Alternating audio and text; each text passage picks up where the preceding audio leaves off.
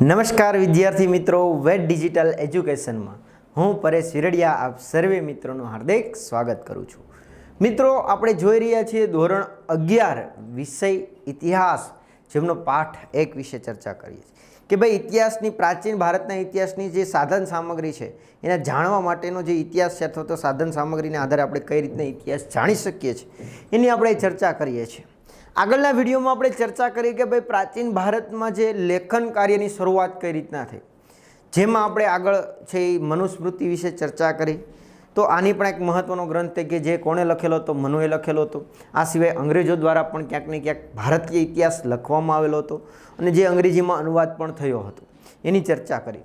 આજે આપણે ચર્ચા કરવાની છે કે ભારતીય ઇતિહાસની વિષય વસ્તુ, એટલે કે ભાઈ વિષય વસ્તુ શું છે, ભારતીય ઇતિહાસમાં કઈ કઈ વસ્તુઓનું મહત્વ છે અથવા કઈ કઈ વસ્તુઓ એમાં જોવા મળે છે, એની ચર્ચા આપણે આ વિડીયોમાં કરવાના છે। તો વાત કરીએ, અતીતના સંપૂર્ણ જ્ઞાન માટે વિદ્યાર્થીઓમાં જાગૃતિ આવે અને વિદ્યાર્થીઓ પોતાના રાષ્ટ્રના પ્રાચીન સમાજ, ધર્મ અને રાજ્ય અને સંસ્કૃતિની વિશિષ્ટ તત્વોને આત્મસાત કરી શકે તેવી બાબતોને ભારતીય ઇતિહાસની વિષય વસ્તુને સમાવેશ કરવામાં આવે છે। એટલે કે જે અતીત, જે પાછળ ભૂતકાળ થઈ ગયો છે, તો એ જે ભૂતકાળની કઈ વસ્તુઓ છે એનું સંપૂર્ણ એક તો માહિતી મળે, વિદ્યાર્થીઓને જ્ઞાન મળે અને વિદ્યાર્થીઓ એ બાબતે જાગૃતિ એનામાં આવે, એટલે કે એ લોકો, એ વિદ્યાર્થીઓ છે આ બાબતે જાગૃત થાય કે ભાઈ આપણો ઇતિહાસ કેવો હતો, ઇતિહાસમાં કેવા કેવા મહત્ત્વના રાજાઓ બની ગયા, કેવા કેવા શાસકો હતા, કેવા કેવા રજવાડાઓ હતા, આ સિવાય કેવો કેવો સમાજ હતો, ધર્મ કેવા હતા, રાજ્ય કેવા હતા, સંસ્કૃતિ કેવી કેવી ફેલાયેલી હતી, એની તમામ માહિતી એમને જાણવા મળે, આત્મસાત થાય અથવા જાણવા મળે, એ બાબતોને છે એ ભારતીય ઇતિહાસની વિષય વસ્તુમાં શું કરવામાં આવ્યો છે તો કે સમાવેશ કરવામાં આવેલો છે। છેક પાષાણ યુગથી લઈને 20મી સદી સુધીના ભારતની તારીખ, વાર, માહિતી અને તેની સાથે સંકળાયેલ કાર્યકારણ સંબંધોનો ઇતિહાસની વિષય વસ્તુ બને છે। એટલે કે છેક પાષાણ યુગ, જે પાષાણ યુગ કોને કહેવાય તો કે જે સમયે પથ્થરોનું વર્ચસ્વ હતું। સાહેબ, પથ્થરો તો દર વખતે હોય, પણ પથ્થરો એટલે કઈ રીતના વર્ચસ્વ મિત્રો, કે જે અત્યારે આપણે માની લો કે કોઈ કુહાડી છે, તો આપણે કુહાડી છે એ લોખંડની બનાવીએ છીએ, તો અત્યારે લોખંડ છે, પણ જ્યારે કુહાડી છે કે ભાઈ કોઈ તીર છે, જે અત્યારે આપણી ભાષામાં કેવું હોય તો અત્યારે એડવાન્સ ટેકનોલોજી પ્રમાણે આપણી પાસે બંદૂકો આવી ગઈ છે, તો એ બધી વસ્તુઓ છે, પણ એ પહેલાંના સમયમાં આવી વસ્તુ જોવા મળતી ન હતી। તો ત્યારે હથિયાર તરીકે શેનો ઉપયોગ થતો હતો તો કે ત્યારે પથ્થરનો માત્ર ઉપયોગ થતો, અને એ સમયને પાષાણ યુગ તરીકે ઓળખવામાં આવે છે। શેના, કયા સમયને, કયા નામે ઓળખવામાં આવે તો કે પાષાણ યુગ તરીકે ઓળખવામાં આવે। તો આજે પાષાણ યુગથી શરૂઆત કરીએ, એટલે કે જે આદિમાનવ, એક આપણે કહીએ કે ઘણી વખત આપણે સાંભળ્યું હોય છે કે આપણા પૂર્વજો વાનરો હતા અને વાનરોમાંથી ક્યાંક ને ક્યાંક થોડાક સમયાંતરે સુધારા થયા અને માનવમાં રૂપાંતર થયું। તો માનવમાં રૂપાંતર થયું તો શું આ 1-2 દિવસની ઘટના હશે? પ્રશ્ન થાય ને કે ભાઈ શું આજે માની લો વાનર હતા, 10 દિવસ પછી શું થઈ ગયા, માણસ બની ગયા, એવું છે? નહીં, આ એક લાંબા સમયની પ્રોસેસ છે।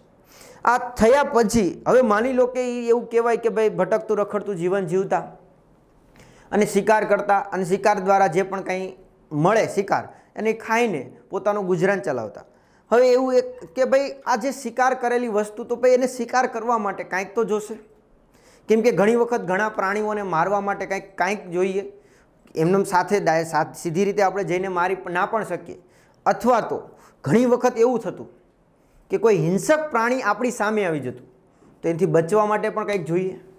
તો એ માટે બાબતે જે છે પ્રાચીન સમયમાં પથ્થરોનો ઉપયોગ થતો, પછી તો સોનું મળી એવું, પછી તો કે ચાંદી મળી એવું, એટલે કે તાંબુ મળી એવું, પછી ચાંદી મળી એવું, એટલે પછી અલગ અલગ ધાતુની શરૂઆત થઈ અને એમ નવી નવી ધાતુનો ઉપયોગ શરૂ થયો। પણ આ એ પાષાણ યુગથી લઈને 20મી સદી, એટલે કે 20મી સદી એટલે આપણો ભારતનો જે આઝાદ થયો એ સમયગાળો, 20મી સદી એટલે ક્યાં સુધી આપણે લઈ શકાય તો કે 20મી સદી એક્ઝેક્ટ જો સમયગાળો હોય તો 1901 થી 2000 સુધીના જે સમયગાળો છે એ 20મી સદી, એટલે ઇન શોર્ટ આપણે કેવું હોય તો કહી શકાય કે 2000 પહેલાંની તમામ માહિતી જે છે એ ઇતિહાસમાં સમાવેશ થાય છે અને એ પણ કઈ રીતના તો કે તારીખ વાર માહિતી અને તેની સાથે સંકળાયેલી જે પણ કંઈ બાબતો છે સંબંધો છે એ ઇતિહાસની વિષય વસ્તુ બને છે એટલે કે ઇતિહાસમાં બધી જ વસ્તુઓ ક્યારે ક્યારે બની કઈ રીતના બની એની તમામ માહિતીઓ પાષાણ યુગથી માંડીને 2000 સુધીના સમયગાળા સુધીમાં જે પણ ઘટનાઓ બની છે એનો ઉલ્લેખ જોવા મળે. આધુનિક ઇતિહાસમાં મોટી ઘટનાઓ જ નહીં નાની ઘટનાઓ પણ ઇતિહાસ બદલવામાં ભૂમિકા ભજવે છે તે પણ દર્શાવવું એ ઇતિહાસકારનું મૂલ્યવાન સર્જન ગણાય છે. એટલે કે આધુનિક ભારત જો આપણા ઇતિહાસના 3 પ્રકાર પડે પ્રાચીન મુખ્ય 3 પછી હજી એના પેટા પ્રકાર છે પણ આપણે 3 મુખ્ય જોઈએ તો કે પ્રાચીન મધ્યકાલીન અર્વાચીન એટલે કે જેને આપણે આધુનિક કહીએ છીએ. તો પ્રાચીનની આપણે માહિતી છે પણ હાવ એમ કહી શકાય કે ઝીણામ ઝીણી બાબતો એ વસ્તુ આપણે માહિતી નથી પણ જ્યારે આધુનિકની વાત કરીએ તો આધુનિકની જે આપણે છે એ ઝીણામ ઝીણી માહિતી જોવા મળે અને એ ઝીણામ ઝીણી માહિતીને લીધે ઇતિહાસમાં કેવા કેવા પરિવર્તન આવ્યા છે એની પણ અહીંયા ઉલ્લેખ જોવા મળ્યો છે અને એ પણ ક્યાંક ને ક્યાંક ઇતિહાસકારોએ છે દર્શાવ્યું છે એ પણ એક મહત્ત્વની બાબત આપણે કહી શકાય. જેમ કે કલા સ્થાપત્ય ધર્મ વર્ણ જ્ઞાતિ રાજ્ય વ્યવસ્થા અર્થવ્યવસ્થા વેપાર વાણિજ્ય આચાર વિચાર તેમને લગતી વિચારસરણીનો ઇતિહાસનો વિષય વસ્તુ બન્યા છે. એટલે કે ઇતિહાસમાં આ બધી વસ્તુઓનો સમાવેશ થાય. કલા છે સ્થાપત્ય છે પછી તો કે ધર્મ જ્ઞાતિ વર્ણ વ્યવસ્થા સમાજ વ્યવસ્થા રાજ્ય વ્યવસ્થા અર્થવ્યવસ્થા વેપાર વાણિજ્ય જે પણ કાંઈ છે આચાર વિચાર આદાન પ્રદાનની જે ભાવનાઓ જોવા મળે આ બધી જ વસ્તુઓનો સમાવેશ ક્યાંક ને ક્યાંક ઇતિહાસની વિષય વસ્તુમાં છે એ જોવા મળે છે એનો સમાવેશ થાય છે. આ ઉપક્રમે આપણે પ્રાચીન ભારતના ઇતિહાસનું અધ્યયન કરવાનો પ્રયત્ન કરીશું અને ઇતિહાસકારોએ ઇતિહાસ જાણવાના સાધનોને મુખ્યત્વે 2 ભાગમાં વહેંચેલા છે જેમ કે અલેખિત સાધનો અને લેખિત સાધનો. એટલે કે આપણે છે એ આ જે ઇતિહાસમાં કેની ચર્ચા કરવાની છે તો કે બસ જો આ બધી વસ્તુઓ જેમ કે કલા છે સ્થાપત્ય છે ધર્મ છે વર્ણ છે જ્ઞાતિ છે રાજ્ય વ્યવસ્થા વર્ણ વ્યવસ્થા અર્થવ્યવસ્થા આ બધી જ માહિતી આપણે જોવાની છે. આગળ વાત કરીએ ઇતિહાસકારોએ છે એ ઇતિહાસ જાણવા માટેના 2 સાધનો છે એ ઉલ્લેખ કરેલો છે. એક તો અલેખિત સાધનો છે અને બીજા કયા છે તો કે લેખિત સાધનો છે. તો આપણે પહેલાં અલેખિતની વાત કરીશું કે અલેખિત સાધનો હવે ખ્યાલ જ આવે છે અલેખિત સાધનો કોને કહેવાય કે જેમાં કોઈ માહિતી લખેલી ના હોય માત્ર કોઈ પુરાવા છે અથવા કોઈ વસ્તુઓ છે એના આધારે આપણે કોઈ વસ્તુઓ જોઈને આપણે જે માહિતી મળે એને કેવી કહેવાય તો કે અલેખિત કે એટલે એ સમયે કોઈ લખાણ નહીં હોય. જેમ અત્યારે માની લો કે આપણે ઇતિહાસ ભણી રહ્યા છે તો આપણે એક ઇતિહાસની બુક મળી આવે છે તો એ સમયે કોઈ એવી બુકો લખાયેલી નહીં હોય કોઈ લોકોએ બુક લખીને ગયા હોય કે ભાઈ અમારા સમયમાં આવું વસ્તુ થયેલું છે એ માહિતી નહીં. અહીંયા માત્ર કોઈ સાધન સામગ્રી છે કોઈ વસ્તુઓ છે એના આધારે જે માહિતી મળે છે એને કેવી કહેવાય તો કે અલેખિત સાધનો કહેવાય. જોઈએ આપણે કે ભાઈ અલેખિત સાધનો ઇતિહાસકારો પુરાતત્વીય સાધનોને અલેખિત સાધનો તરીકે ઓળખાવે છે. પ્રાચીન પથ્થરો ધાતુઓ માટીના વાસણો મુદ્રાઓ હાડપિંજરો નૃવંશશાસ્ત્રી સાધનો વગેરેને અલેખિત સાધનો કહેવામાં આવે છે. એટલે કે જે પ્રાચીન ભારતના જે ઇતિહાસકારો આપણે જે પ્રાચીન ભારત છે એમાં જે ઇતિહાસમાં છે એ અલેખિત સાધનોમાં કોનો સમાવેશ થાય તો કે આપણા જે અલેખિતની વાત કરીએ તો પથ્થરો છે ધાતુઓ છે માટીના વાસણો છે મુદ્રાઓ છે હાડપિંજરો છે પછી કે વંશ છે વંશ પરંપરાગત જે માહિતી છે એ પણ બધીનો સમાવેશ છે એના સાધનોનો છે એ શેમાં સમાવેશ થાય તો કે અલેખિત સાધનોમાં સમાવેશ થાય. આ પ્રકારના સાધનોમાં કોઈ પણ પ્રકારની લેખિત સામગ્રી મળતી નથી પરંતુ દટાયેલા શહેરો ગામડાઓ અને ઉપર જણાવેલ અલેખિત સાધનોમાંથી ઇતિહાસકારોને વૈજ્ઞાનિક ઢબે ઇતિહાસનું સર્જન કરે છે. શું કીધું તો કે આમાં આપને કોઈ લેખિત માહિતી મળતી નથી લેખિત સાધન સામગ્રી મળતી નથી પરંતુ આનમાં છે આપણે શું મળી આવ્યું તો કે દટાયેલા નગરો છે દટાયેલા શહેરો છે ગામડાઓ છે આ સિવાય ઉપરની જે પણ આપણે કીધું માટીના વાસણો હાડપિંજર મુદ્રાઓ આ બધી પથ્થરો ધાતુઓ આના આધારે આપણને છે એ અલેખિત સાધનો મળે છે અને આને આધારે જે ઇતિહાસકારો છે એ ઇતિહાસને શું કરે છે તો કે ક્રમબદ્ધ અથવા તો વૈજ્ઞાનિક ઢબે એને ક્રમમાં ગોઠવે છે. ભારતના ઇતિહાસમાં બહુ મોટા ભાગ આવા અલિખિત સાધનો દ્વારા તૈયાર થયો છે. એટલે કે જે ભારતનો જે ઇતિહાસ જે આપણો છે પ્રાચીન, મધ્યકાલીન, અર્વાચીનમાં, એમાં ઘણો ખરો ભાગ આપણે આવા ક્યાંક ને ક્યાંક અલેખિત પુરાવાઓ છે અથવા અલેખિત સાધનો છે એના આધારે જ આપણે ક્યાંક ને ક્યાંક આને તૈયાર કરેલો જોવા મળે. આગળ વાત કરીએ, પ્રાચીન ભારતના આવા ભૌતિક અવશેષોનો અભ્યાસ પુરાતત્વ શાસ્ત્રની મદદથી થાય છે. એટલે કે જે પ્રાચીન ભારતના આવા જે ભૌતિક, જેને આપણે જોઈ શકીએ છીએ એવા જે સાધનો છે, એવા અવશેષો છે, એનો અભ્યાસ પુરાતત્વ શાસ્ત્રની મદદથી થાય છે. એટલે કે જે આ જે પુરાતત્વ ડિપાર્ટમેન્ટ છે, એટલે કે ટૂંકમાં આ જે શાસ્ત્ર છે એ અલગ અલગ છે, એ જે આપણા અવશેષો છે એની શું કરતા હોય છે તો કે માહિતી મેળવતા હોય છે. કોઈ અવશેષ ક્યાંથી મળી આવ્યું, કયા સમયનું છે, કેટલા જૂનું છે, આ બધી જ માહિતી આપણે અહીંથી મળતી હોય છે. પુરાતત્વ શાસ્ત્રીઓ આવા પ્રાચીન સ્થળોને શોધી કાઢી તેનું ઉત્ખનન એટલે કે ખોદકામ કરે છે અને અહીંથી મળેલા અવશેષોના આધારે તેઓ આ સ્થળોનો સમય, વીતેલા યુગના મનુષ્યના જીવન અંગેની ધારણાઓ કરી વૈજ્ઞાનિકે ઢબે તેમનો ઇતિહાસ સ્પષ્ટ કરે છે. એટલે શું કહે છે, એટલે પુરાતત્વ શાસ્ત્રીઓ જે છે, એટલે કે પુરાણો જે આપણા જે છે પુરાતત્વ છે, એ જે શાસ્ત્રીઓ છે કે જે આ બધા પૌરાણિક માહિતી આપણે જે માહિતી લોકો સામે રજૂ કરે છે, એ લોકો આવા જે પ્રાચીન જે જૂના સ્થળો છે એ ક્યાંય જમીનમાં દટાઈ ગયા હોય તો એને ગોતે છે, એનું ઉત્ખનન કરે એટલે કે ખોદકામ કરે છે. ખોદકામ એટલે જીસીબી દ્વારા ખોદકામ કરવું એવું ના હોય, જેમાં આપણે આગળના ચેપ્ટરમાં હડપ્પીય સભ્યતાની ચર્ચા કરીશું. તો એમાં એક આપણે ઘણી વખત ક્યારેક કોઈ ફિલ્મ દ્રશ્ય જોયા હોય કે કોઈ છે એ ઉત્ખનન ચાલતું હોય, પીછી દ્વારા છે એ ખોદકામ થતું હોય, અથવા તો પીછી દ્વારા છે એ સાફ સફાઈ ચાલતી હોય કે ભાઈ કોઈ વસ્તુ આ જગ્યાએ માની લો કે એનો બેસવાનો ઓટલો છે તો એ ઓટલો પણ એવી વ્યવસ્થા હોવી જોઈએ. આ જગ્યાએ માની લો કે કૂવો છે તો એ બધી આના આધારે નક્કી થાય કે ભાઈ આ કઈ રીતના ખબર પડે કૂવો, કેમ કે કૂવો તો જમીનમાં દટાઈ ગયો હોય અને એની ઉપર પણ આખું નગર દટાઈ ગયું છે. તો છતાંય એની નિશાનીઓ છે, દોરીઓની નિશાની કે કૂવામાં આપણે ખબર છે કે ભાઈ દોરીઓ દ્વારા પાણી બહાર કાઢવામાં આવતું હોય કે ભાઈ વાસણને બાંધીને નાખવામાં આવતું હોય, તો એવી બધી નિશાનીઓ છે એ રજૂ થતી હોય. તો આ બધી વસ્તુઓ એક વ્યવસ્થિત ખોદકામ કે ભાઈ આ અવશેષો ક્યાંથી કઈ રીતના ક્યાં ઢાળ છે, કઈ રીતના એ લોકો બેસતા હશે, કઈ રૂમનો આકાર કેટલો હશે, એ બધી ખોદકામ છે એ કોણ કરે છે તો કે પુરાતત્વ શાસ્ત્રીઓ કરે છે. અને અહીંથી જે અવશેષો મળી આવે એના આધારે જે એ સમય કેટલો જૂનો છે, એ સ્થળ કયા સમયનું છે એ માહિતી આપે છે અને એના આધારે મનુષ્યનું જીવન કેવું હશે એની ધારણા પણ કરવામાં આવે છે. ભારતમાં આ પ્રમાણે પુરાતત્વ શાસ્ત્રીઓ દ્વારા અનેક સાંસ્કૃતિક બાબતો શોધી કાઢવામાં આવી છે. એટલે કે ભારતમાં આવા ઘણા બધા સ્થળો આપણે મળી આવ્યા છે કે જેની ચર્ચા આપણે પાઠ 2માં કરવામાં આવશે કે ભારતમાંથી આવા કેટલા સ્થળોએથી કઈ જગ્યાએથી કયા સ્થળો મળી આવ્યા છે એની ચર્ચા આપણે વધારે ક્યાં કરવાની છે, પાઠ 2માં. 14 લાખ વર્ષ પહેલાંના માનવના પુરાવાથી લઈને હડપ્પીય સભ્યતા સમય સુધીના એક મોટા ગાળાનો ઇતિહાસ આલેખિત છે. એટલે કે 14 લાખ વર્ષ પહેલાં, ભાઈ અત્યારથી કેટલા ભાઈ 14 લાખ વર્ષ પહેલાં ત્યાંથી હડપ્પીય જે સમય છે એ સમયનો એક વિશાળ એક મોટો સમયગાળો છે. અને એ સમયમાં લોકોનું જીવન કેવું હતું, રહેણી કહેણી કેવી હતી, લોકો કયા વેપારો કરતા, શું કરતા, કેવું એમની જીવનશૈલી હતી, સંસ્કૃતિ કેવી હતી, એ બધી જ ક્યાંક ને ક્યાંક આપણે ઇતિહાસમાં આલેખિત માહિતી જોવા મળે છે. જેમ કે પુરાપાષાણ યુગ, મધ્યપાષાણ યુગ, નવપાષાણ યુગ, તામ્રપાષાણ યુગ, તામ્રકાસ્ય યુગ અને લોહ યુગ.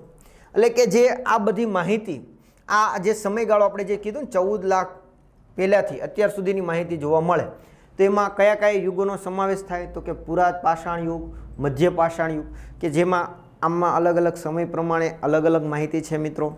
કે જેમાં સૌપ્રથમ શેની માહિતી મળતી તો કે ભાઈ સૌપ્રથમ આપણે માહિતી મળતી કે જેવા આદિમાનવ જીવન જીવતા, પછી તો કે ભાઈ કોઈ રહેણી કહેણી એવી માહિતી નહોતી, પછી તો કે ભાઈ અગ્નિની શોધ થવી, ચક્રની શોધ થવી, પછી તો કે સ્થાયી જીવનની શરૂઆત થવી, પછી હથિયારો તરીકે પાષાણ યુગ એટલે પથ્થરોનો ઉપયોગ કરવો, પછી તો કે તામ્ર ધાતુ એટલે કે તાંબુ મળી આવવું, આથી તામ્રનો ઉપયોગ કરવો, પછી તામ્ર અને કાંસ્યનો ઉપયોગ કરવો એટલે કાંસાનું ભેગું મિક્સ કરીને ઉપયોગ કરવો, અને છેલ્લે લોહ યુગ એટલે કે લોખંડ આવતા ભારતમાં નહીં એટલે કે વિશ્વમાં ઇતિહાસમાં એક સારું એવું પરિવર્તન શરૂ થયું.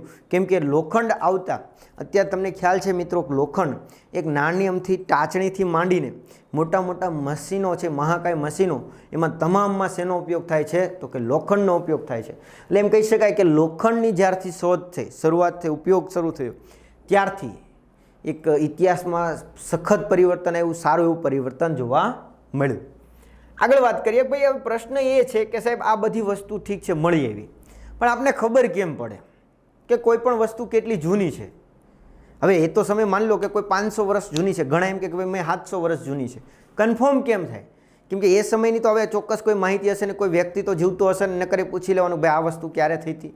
તો કઈ રીતના માહિતી મળે? તો જુઓ શું કહે છે કે ઉત્ખનન દરમિયાન મળી આવેલા અવશેષોનો સમય નક્કી કરવા માટે તેઓ કેટલીક વૈજ્ઞાનિક પદ્ધતિનો ઉપયોગ કરે છે. એટલે કે જે આ ઉત્ખનન જે થયું હોય કંઈ વસ્તુઓ ત્યાંથી મળી આવ્યું છે, માની લો કે કોઈ ખોદકામ થયું તમારા વિસ્તારમાં, આજુબાજુમાં ક્યાંક ખોદકામ થયું અને ત્યાંથી એક માનવ હાડ પિંજર મળી આવ્યું, એટલે કે કંકાલ તંત્ર જેને તમે કહેતા હો છો, તો એ મળી આવ્યું. તો તમને ખબર કેમ પડશે કે આ કયા સમયનું છે? કેમ કે એમાં સાલ તો લખી નહીં હોય. તો એને પછી વૈજ્ઞાનિક ઢબે એટલે કે વૈજ્ઞાનિક પદ્ધતિઓ અલગ અલગ છે, એના આધારે નક્કી કરવામાં આવે. જેમાં સૌથી મહત્વપૂર્ણ, ખાસ યાદ રાખજો, આ યાદ રાખવાની છે, પૂછાઈ ગઈ છે અવારનવાર, કઈ તો કે રેડિયો કાર્બન ડેટિંગ પદ્ધતિ C14. કઈ છે? C14 કાર્બન ડેટિંગ પદ્ધતિ. કઈ છે? C14. એટલે કોઈ પણ અવશેષ કેટલો જૂનો છે એ જાણવા માટેની મોસ્ટ આઈએમપી પદ્ધતિ અથવા મહત્વની પદ્ધતિ કઈ છે તો કે રેડિયો કાર્બન પદ્ધતિ 14, એટલે કે કાર્બન 14 પદ્ધતિ છે. આ પદ્ધતિ પ્રમાણે કાર્બન 14 એ તમામ પ્રકારના સજીવમાં રહેલું તત્વ છે. જુઓ કાર્બન 14 છે ને એ બધાય સજીવોમાં જોવા મળે. તમામ સજીવોમાં કાર્બન 14 જોવા મળે. હવે જો સજીવના જ્યારે મૃત્યુ બાદ થાય ત્યારે કાર્બન 14 છે ને એ ફરીથી વાતાવરણમાં ભળવા લાગે છે અને વાતાવરણમાં તે કેટલી હદે ભળી ચૂક્યો છે તેના પરથી કોઈ પણ સજીવની ઉંમર નક્કી કરવામાં આવે છે. એટલે કે વાતાવરણમાં આ કઈ રીતના કેટલો ભળી ગયો છે એની માહિતી આપણને મળે. જેમ કે આપણે એક એક્ઝામ્પલ લઈએ તો આપણે વધારે આઈડિયા આવે. જેમ કે માની લો કે આ માનવ શરીર છે. હવે માનવ શરીરમાં કે માનવ શરીર એટલે સજીવ છે તો બરોબર છે. હવે જ્યારે આ સજીવ એટલે કે જીવિત હતો ત્યારે અહીંયા કાર્બન 14 છે એમાં ભળતો હતો. હવે એનું શું થયું તો કે મૃત્યુ થઈ ગયું. આ મૃત્યુ થઈ ગયું એટલે એમાં કાર્બન છે છૂટા પડશે, કાર્બન 14 છૂટો પડશે. માની લો કે એક કાર્બન છૂટો પડ્યો,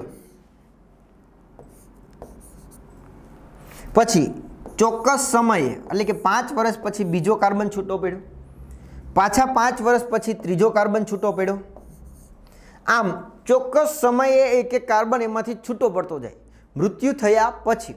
હવે આના આધારે નક્કી થઈ જાય કે માની લો કે કેટલા કાર્બન છૂટા પડ્યા તો કે આટલા, એ હવામાં ભળી ગયા છે.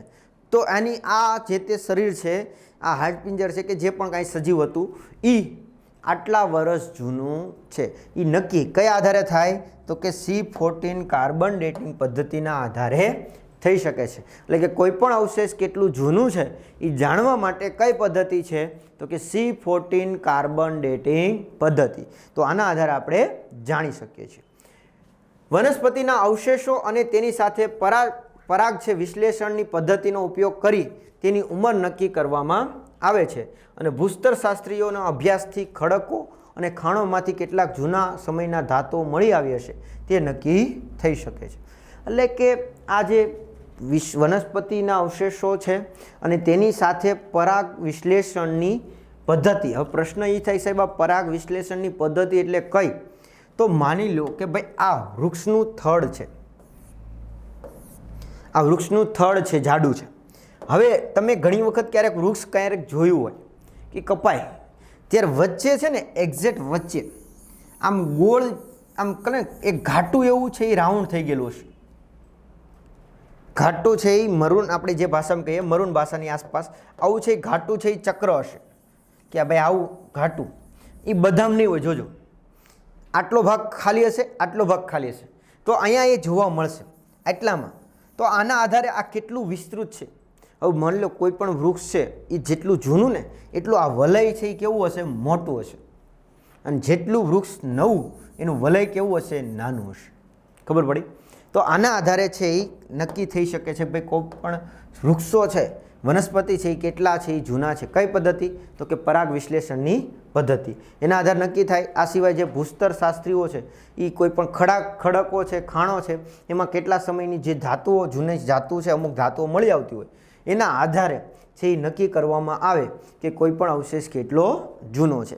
તો આ બધી આપણે વાત કરી અલેખિત સાધનો વિશે કે ભાઈ અલેખિત સાધનોમાં આ બધી વસ્તુઓનો સમાવેશ થાય. નેક્સ્ટ આપણો મુદ્દો છે લેખિત સાધનો, કે લેખિત સાધનોમાં કઈ કઈ વસ્તુનો સમાવેશ થાય છે, જેની ચર્ચા આપણે નેક્સ્ટ વિડીયોમાં કરીશું. તો આ વિડીયોમાં આપણે અહીં સુધી રાખીએ. Thank you. જય હિન્દ, જય ભારત. અસ્તુ.